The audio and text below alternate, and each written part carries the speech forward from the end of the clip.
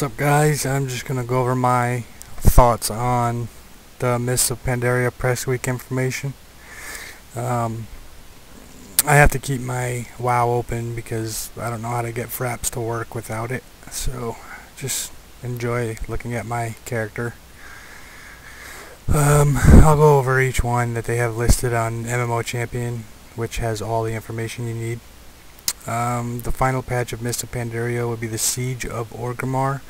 Both factions lay siege to the city to bring Garrosh down and end his reign of War Chief. I am pretty excited about that. Since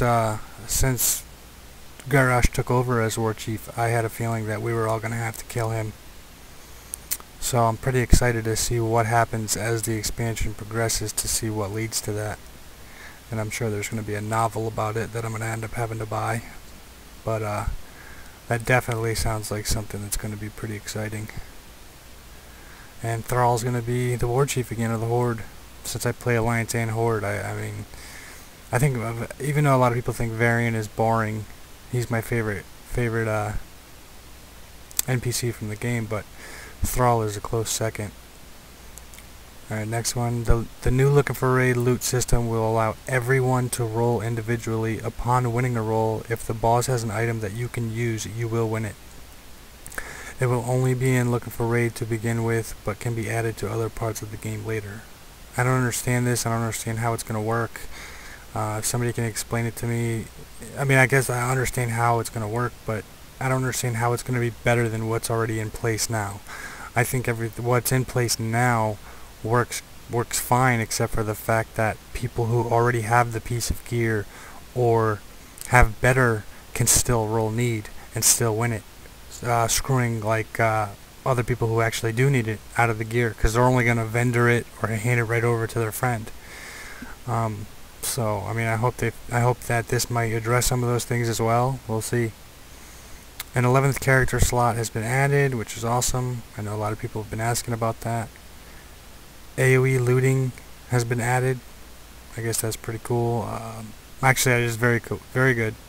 I run a lot of old raid content, and I was hoping just recently that they had that. So it's good that they're gonna have that.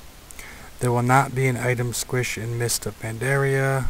That kind of sucks. I don't know how they're gonna do all this crap with huge health pools and stuff like that. I mean, it's just getting ridiculous. I really want to see the Greg Street post-mortem PvP, because this expansion has been just ridiculous. There will be 9 level 90 heroics for players, as well as 3 raids with 14 raid bosses and 3 difficulties. There will be an additional 2 world bosses.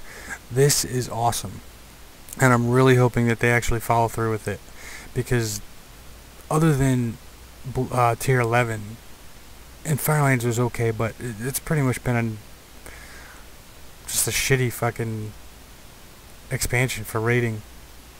So it's good to see that they're gonna have 14 bosses in each raid. It's gonna be awesome. It's gonna be awesome. No new race models are ready to be added yet, which I think is, I call bullshit. I mean, yeah, a lot more goes into it than just this, but it's still garbage, because they got that Torn model, or Tonka, whatever it is. All they really got to do is take Illidan for the male night elf. There's a Varian Rin for the, you know, they already have the models in place. They just got to, you know, take those and add them to the emotes and the hairstyles and the weapons and everything else.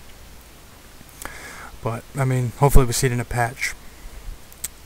Scenarios will take place at level 90 in an instance and reward reputation and valor points. They don't need a healer, tank, and DPS. Just DPS is fine.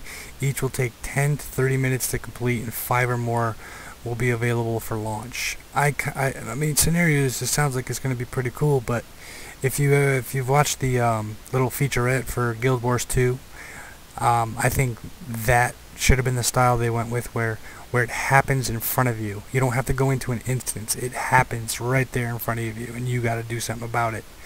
I mean, this should still be pretty cool, but I mean, we'll see. In challenge modes, the vast majority of players will most likely earn a bronze medal even if they are a relatively unskilled player. After a player earns all medals at the bronze level, they will be rewarded with an achievement and title. Completing all of the silver medals will earn a set of spectacular gear for transmogrification, and completing all of the gold will earn a unique epic flying mount. Challenge modes will be available for the 6 new dungeons at launch. This I'm really excited about. Not only because I love titles and achievements, but I love transmog gear because Death Knights don't have shit for transmog, and I like getting mounts. So we'll see. It's gonna be pretty tough from what I'm hearing. So it should be a good time. Cloud serpents are the Pandarian's mount of choice. You can raise your own by doing 20 days of daily quests. 20 days I think is a little bit much when you can buy everybody else's mount, but I guess they're just trying something new, so we'll see how it goes. It could be interesting, maybe not. Warlock's got the most class changes in MOP along with new pets. I just got mine to 80, so I gotta get him to 85 now, so that should be pretty cool. There will be more mounts and less color swaps for different rewards. Awesome. Mounts are always good. They are adding armor to creatures to give them varied appearances, something other than just simple color changes. That should add a little flavor to the game. There are now 7 zones up from 5. This was done to add more content to the game and give players a less linear progression path so that leveling for a second or third time isn't the exact same, which I am pretty cool with, because having 7 85s and 2 80s and 1 on the way, it gets very, very, very boring after a while. Let's see. There will be 1 new arena and 2 new battlegrounds at launch. This is touchy. They said 3 at BlizzCon. One of them didn't really work out, I guess. I just really, really hope that they don't ignore PvP like they did with Cataclysm, giving us 1 battleground and Tolbarad and 1 arena, and then just nothing. Just absolutely nothing for the rest of the expansion. So we'll see. Hopefully we get a couple throughout the expansion. Maybe like 1 or 2 arenas and 1 or 2 more battlegrounds. Because we got like what, 12 battlegrounds now? We can go with at least like 15, 16. PvP bet battles are going to be fun and casual, only tracking the number of wins and not the number of losses. When fighting another player, you cannot see the other player's name or communicate with them. I'm not going to be too big into this. I might do like one of my companions, and that's it. I'm not going to get all into that crap. Currently, every race except Goblin and Worgen can learn the ways of the monk. That's pretty cool. I don't know. Since you can do whatever, if you have a favorite race or something, you could do it in that one. The pre-Mists of Pandaria patch will be roughly 2 weeks before launch and bring simple rewards. It might involve a scenario with Theramore and the Alliance vs. Horde theme. Chen Stormstout might also come to the local cities and get players excited about what is coming. I like how they say, might have a scenario with Theramore. So, I don't know. I thought the beta release date was supposed to be announced, but I guess it's not. So, thank you for watching. Let me know what you think in the comments.